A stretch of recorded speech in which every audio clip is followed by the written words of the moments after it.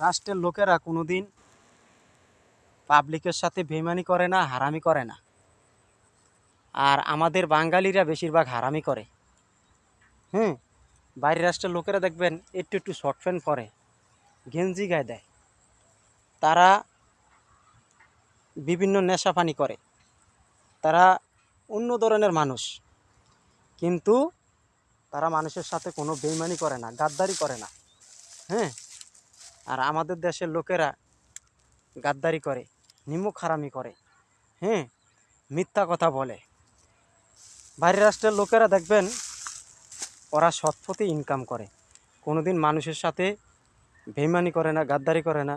আর যত পেশ যত পেশ আমাদের মুসলমানের ভিতরে আপনি দেখবেন 5 ওয়াক্ত কোরআন শরীফ পড়ে, এরপরে 5 ওয়াক্ত নামাজ পড়ে, আল্লাহর কালামে সব কিছু মানে, কিন্তু তারা মানুষের সাথে বেইমানি করা ঠিক করতে পারে না।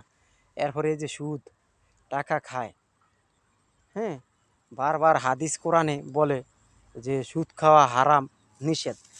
তারপরে আমি দেখছি আমাদের মুসলমানরা এখন বর্তমানে অতিরিক্ত সুদ খায়, অতিরিক্ত। তো বুঝেন ভাই, আমি দেখছি বাইরের রাষ্ট্রে কোনো বেশি গ্যামজাম হয় না, আর আমাদের বাংলাদেশে প্রচুর গ্যামজাম, এত গ্যামজাম করে মানুষ বলার বাইরে।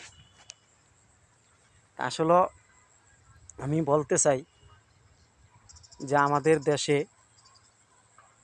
মুসলমানরা, তাদের ভিতরে যে এত হিংসা, এত লোভ, এত লালসা, এটা আমি কখনো জানি না। আসলে এই প্ল্যাটফর্মে আইসা দেখি এখানে মানুষের হাহাকার, লোভ লালসা, কাকে ক্ষতি করবে। তা আমি আরেকটা কথা বলতে চাই, পাশে একজন গোলালু খেতি করছে, তো তার ক্ষেতে ছাগলে গোলালু গাছগুলো খেয়ালাইছে দেখা ছাগলটাকে আছড়িয়ে মাইরা লাইছে। একটা বোবা প্রাণী ভাই, একটা বোবা প্রাণী আপনার খেতে গেছে, এখন আপনি হয়তো তাড়িয়ে দিতে পারেন, তার মালিককে বলতে পারতেন, কিন্তু বোবা প্রাণীটাকে মারা ঠিক হয় না। এরকম আমাদের দেশে সমাজে কিছু কিছু আছে যে একটা পশুকে ছাড়তে চায় না।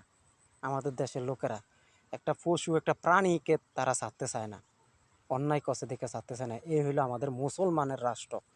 আজকে দেখেন মুসলমানের ভিতরে এত হিংসা বলার বাইরে।